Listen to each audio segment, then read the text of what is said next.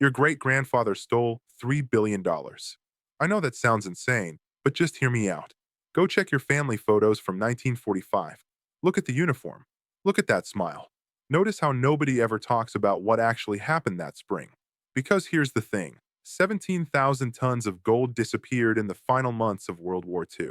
We're talking $1.2 trillion in today's money. Nazi Germany looted it from 12 countries. The Allies found some. They returned some. They kept some. And $3 billion just vanished into thin air. No records. No investigations. No one got prosecuted. The biggest bank robbery in human history happened during the most documented war we've ever had, and everyone just acts like it was the fog of war. But it wasn't fog. It was straight-up theft. Authorized, systematic, and silent. So let me paint you a picture. April 1945. There's this salt mine in Austria. American soldiers break through these massive steel doors. Inside, they find 100 tons of gold bars with swastikas stamped on them. 8,527 gold bars to be exact. They report it immediately because that's what protocol says you're supposed to do. But here's the thing nobody talks about. They'd already been inside for 3 days. 3 whole days alone with 100 tons of gold. The official report lists 8,527 bars. But how many were actually there on day 1? Nobody checked. Nobody even asked. And that's just one mine. Let me take you back a bit further. February 7th, 1945. The German Reichsbank in Berlin. This city has 2.3 million people living in it. Soviet artillery is 40 miles away and getting closer every day. The bank is holding Germany's entire gold reserve, 337 tons. That's 12 million ounces. In today's money, we're talking $26 billion. The Reichsbank officials get their orders, evacuate everything. They've got 72 hours before the Soviets show up. So the gold goes on trains. 18 trains, each one carrying about 18 tons of gold, jewelry, currency, and stolen art. The trains head south toward Bavaria and Austria, where Germany still controls territory. They're going to salt mines and mountain bunkers. The trains are marked as refugee transports or medical supplies so the Allied bombers won't hit them. Most of the trains make it to their destinations. But 2 trains completely disappear. Train 7 and Train 13. No records of them getting bombed. No records of capture. No wreckage ever found. Just gone. 36 tons of gold. That's $2.5 billion today. 2 entire trains just vanished. And honestly, that's not even the biggest mystery here. Let me show you how this whole operation actually worked. When Germany invades a country, it's like clockwork. First, the Wehrmacht military rolls in. Then the SS security forces show up. Then you get these economic specialists from the Reichsbank. And these specialists, they've got lists. Lists of central bank locations, private bank vaults, known wealthy families, Jewish property that's marked for confiscation, museum locations, all of it. The specialists arrive within 72 hours of the invasion. By day 7, the looting is completely systematic. They're not just grabbing random stuff. They're taking specific high-value items, gold reserves, foreign currency, diamonds, platinum, old masters' paintings, medieval manuscripts. Everything goes straight to Berlin. The Reichsbank catalogs it. Sort of. Between 1939 and 1945, Germany loots gold from Austria, Czechoslovakia, Poland, Netherlands, Belgium, Luxembourg, France, Norway, Denmark, Yugoslavia, Greece, and parts of the Soviet Union. Total documented gold stolen is about 625 tons. That's $85 billion at today's prices. But that's just what's documented.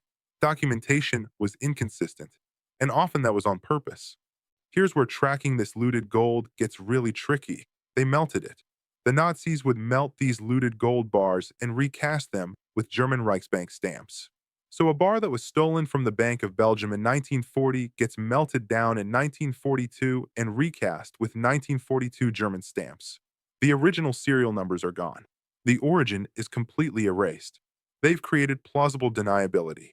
By 1945, it's basically impossible to tell the difference between legitimately acquired German gold and looted gold. Both have German stamps. Both are in German custody. The Allies knew this. The Germans knew the Allies knew this. And that knowledge created opportunities. Because when everything looks suspicious, nothing is specifically provable. These are perfect conditions for theft. And that opportunity met preparation in April 1945 when Germany collapsed and all oversight collapsed right along with it. April 1945. Germany is falling apart. The Western Front has completely collapsed. American and British forces are racing east. Soviet forces are racing west. Both sides are trying to capture as much German territory as possible before they meet in the middle. But this isn't just about military strategy. This is literally treasure hunting. Both sides know Germany looted all of Europe. Both sides want to find it first. The American military creates these special units, monuments men for art, treasury teams for currency, and these ad hoc soldier groups for everything else. The Soviets create what they call trophy brigades. These are specialized military units whose entire job is finding valuables and shipping them back to Moscow. There's no pretense about protection or preservation. It's just organized looting. The Americans like to pretend they're different. They're not that different. Merkers salt mine, Germany, April 4th, 1945. The 90th Infantry Division is clearing towns near the Thuringian Forest. Two French women who'd been forced to work there approach American soldiers. They tell them there's gold in the mine. The Americans decide to check it out. They go down 2,100 feet underground. Behind these steel doors, they find 100 tons of gold bars, bags of gold coins, currency from like a dozen countries, and art including paintings by Rembrandt and Raphael. The official inventory lists 8,527 gold bars, 55 boxes of gold coins, hundreds of bags of foreign currency, and 400 pieces of art. The discovery makes international news. Eisenhower himself actually visits the mine. Photos are taken. Newsreels are filmed. Everything is documented.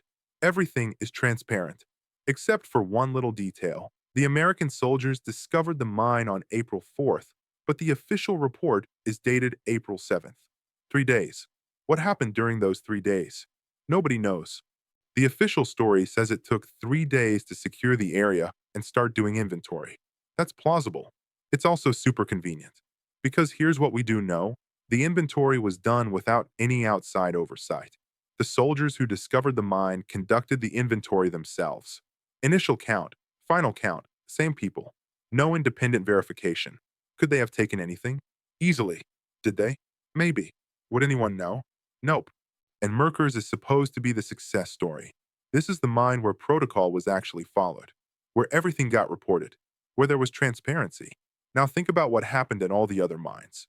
Between April and June 1945, American forces discover gold caches in about 40 locations across southern Germany and Austria, mostly salt mines, some mountain bunkers. Total documented gold recovered is approximately 337 tons according to official Allied records. But here's where the math gets weird. Germany looted 625 tons. Allies recovered 337 tons. That means 288 tons are missing. In today's money, that's $19.9 billion. The official explanation is that some gold was spent during the war on buying weapons. Some was shipped to Switzerland and laundered. Some was captured by the Soviets. All of that is true, but that accounts for maybe 150 tons. There's still 138 tons that are completely unaccounted for. That's $9.5 billion, at minimum. And those are just the thefts we know about. The undocumented thefts are way bigger. Let me tell you about what soldiers like to call liberating supplies. The official term is battlefield recovery. The honest term is theft. When American and British soldiers enter German towns in April 1945, they're finding abandoned houses, empty banks, hidden stashes. The official policy is crystal clear. All enemy property belongs to the military government. Soldiers are forbidden from taking anything. But the reality is completely different. If you read letters that soldiers sent home from April 1945, they're full of references to watches, cameras, silverware, china, jewelry. Small stuff, portable stuff, valuable stuff. Most officers look the other way because guess what? The officers are doing it too. Nobody's writing home about gold bars because gold bars are too big to hide. But gold coins, gold jewelry, small gold ingots, those fit in a duffel bag. Those fit in a truck that's heading to a port. Those can be melted down or sold quietly after the war. And we're talking thousands of soldiers who had access to thousands of locations where gold might be hidden. The amount stolen this way is completely impossible to track. Conservative estimates say individual soldier theft accounts for 10 to 20 tons of gold. That's $1.4 billion. And that's the low estimate. The high estimate is 3 times that much. But individual soldiers stealing jewelry is actually small scale compared to what I'm about to tell you. The systematic theft is on a completely different level. Let me break down how it worked. The US Army discovers a gold cache. Standard protocol says you secure the site, inventory the contents, report to higher command, wait for Treasury officials to arrive and do an official audit, then transport everything to the official repository in Frankfurt. That's what's supposed to happen. Here's what actually happened in at least a dozen cases. They'd secure the site, do an internal inventory, report partial contents to higher command. Then before Treasury officials could arrive, they'd conduct a secondary securing operation and transport the full amount to Frankfurt. The gap between the internal inventory and the reported inventory, that's the theft right there. Who's doing this? Officers, field grade and senior grade. We're talking captains, majors, colonels, people who have the authority to order transport, people who can sign paperwork, people who understand that Frankfurt is absolute chaos in May 1945 with thousands of shipments coming in every week. People who know that nobody's doing careful audits of every single shipment because there's way too much volume and not enough auditors. These are people who are smart enough to steal systematically. Here's a specific case that proves this mechanism. June 1945. The Third Army reports capturing a cache of gold coins near Munich. Initial field report says approximately 4,000 coins. Treasury audit 3 weeks later shows 2,847 coins received. That's a difference of 1,153 gold coins. The official explanation? Counting error in field conditions. I mean, that's possible. It's also super convenient. Because 1,153 gold coins weigh about 35 pounds. That fits in one bag. It's worth about $3 million today. And this is just one cache out of hundreds. If the theft rate was even 10% across all discoveries, the total stolen by American officers alone exceeds 30 tons. That's $2 billion. This isn't some conspiracy theory. This is basic math applied to documented discrepancies. And the Americans were actually relatively honest compared to the Soviets. Soviet trophy brigades operated on a totally different principle. Everything belongs to the Soviet state. No pretense of returning anything to anyone. When Soviet forces entered German territory in early 1945, they took absolutely everything. Factory equipment, railroad cars, art, gold, all of it went to Moscow. Most Soviet records are still sealed, but leaked documents suggest Soviet forces captured at least 200 tons of gold from German territories. None of it was ever returned. None of it was ever publicly accounted for. It just vanished into Soviet state reserves. The Soviets argued this was legitimate war reparations. Maybe it was. But war reparations are supposed to be negotiated and documented. This was just taking. The Soviets found the Reichsbank's secondary vault in Brandenburg in April 1945. Estimated contents were 50 tons of gold. Soviet records acknowledge capturing significant precious metal reserves. No specific amount listed. No accounting afterward. Just vanished into Moscow. That's $3.5 billion if the estimate is accurate. Now here's where this gets really uncomfortable. The neutral countries. Switzerland, Sweden, Portugal, Spain. All of them maintained diplomatic relations with Germany throughout the entire war. All of them accepted German gold in exchange for vital supplies. Between 1939 and 1945, Switzerland alone accepted approximately 440 tons of gold from Germany. Some of this gold was legitimately German. Most of it was looted. The Swiss knew this. They didn't care. The banking principle was simple. Gold has no fingerprints. A gold bar is a gold bar. If Germany wants to trade gold for Swiss francs, and the gold has the proper stamps, Switzerland accepts it. No questions asked. After the war, the Allies pressured Switzerland to return looted gold. Switzerland returned 50 tons and kept 390 tons. Their official position was they couldn't prove which specific bars were looted versus legitimate, so they're keeping the majority. The Allies accepted this because pushing harder would have required proving specific bars were looted, which was nearly impossible after Germany had melted and recast everything. Switzerland's position was legally defensible and morally bankrupt. And it worked. Today, some unknown portion of Swiss bank reserves comes from Nazi-looted gold. The banks won't say which bars. They can't say which bars. The origin has been successfully laundered through time and legal complexity. Let me connect this to your actual life right now. That looted gold didn't just vanish into abstract history. It went to specific places. Some went to Moscow and helped fund Soviet Cold War military spending. Some stayed in Switzerland and became the foundation for modern banking secrecy. Some went to South America with fleeing Nazis and funded their new lives. And some came home with Allied soldiers and became American and British family wealth. That watch your grandfather brought back from Germany? Maybe he bought it legitimately. Maybe he found it in an abandoned house. Maybe he knew exactly whose house it was and why it was abandoned. That inheritance you got that nobody talks about where it came from, maybe it's completely legitimate. Maybe it includes gold coins that great-grandpa never explained. The silence around where old money came from is always suspicious. But proving anything now is impossible. The people who actually know are all dead. The records are incomplete. The gold has been melted and recast a dozen times. It's designed to be untraceable, and it worked perfectly. Here's the final accounting problem that makes this even darker. Nazi gold taken from Holocaust victims, Jewish families, Roma families, anyone Germany classified as undesirable. The Nazis looted personal gold like jewelry, coins, dental gold. That's separate from state gold reserves. The personal gold was melted and recast. Some went to the Reichsbank. Some went to SS accounts. Some went to individual Nazi officers. When the Allies liberated concentration camps, they found warehouses absolutely full of personal belongings. Shoes, glasses, hair, gold teeth. The gold teeth were supposedly cataloged. But here's the sick reality. Allied soldiers had access to those warehouses before any official oversight arrived. Some soldiers took items, sometimes as souvenirs, sometimes as outright theft. Sometimes they told themselves they were saving items from bureaucratic loss. The amount of personal gold that vanished from concentration camp warehouses before official inventory is completely unknown. Could be 5 tons. Could be 50 tons. Nobody counted before official oversight arrived. Nobody wanted to count. It was too horrific, too complicated, too easy to just say it was chaos.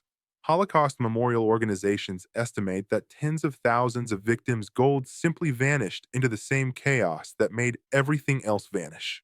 And that might actually be the most evil aspect of this entire story. The Nazis stole from victims, and then Allied soldiers stole from what the Nazis stole, which means they effectively stole from the victims a second time. And nobody faced any consequences. Nobody was prosecuted. Nobody even investigated it seriously. Why not?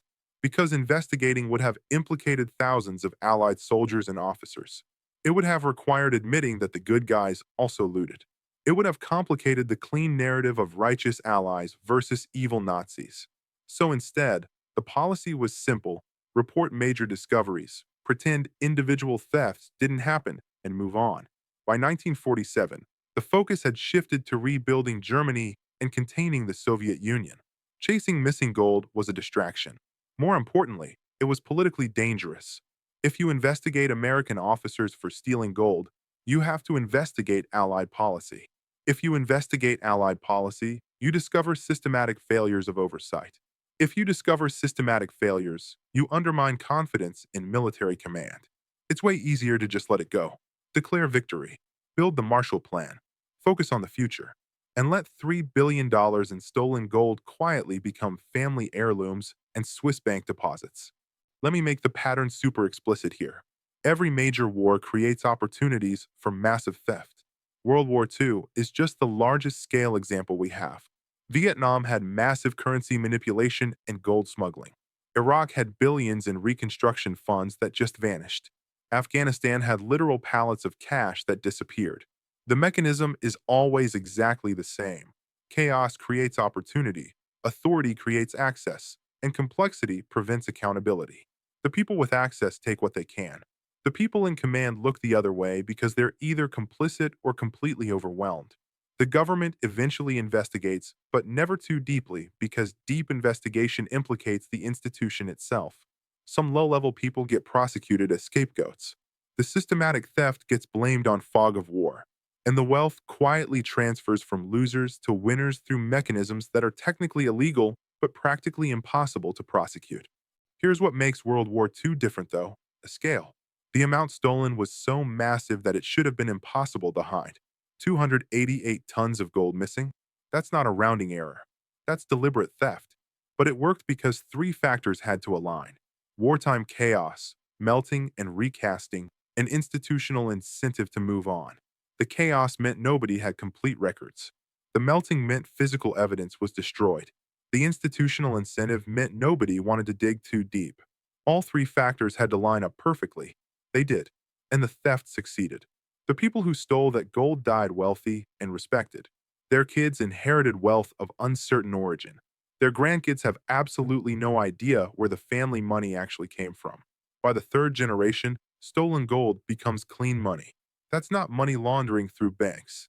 That's money laundering through time and inheritance and selective silence.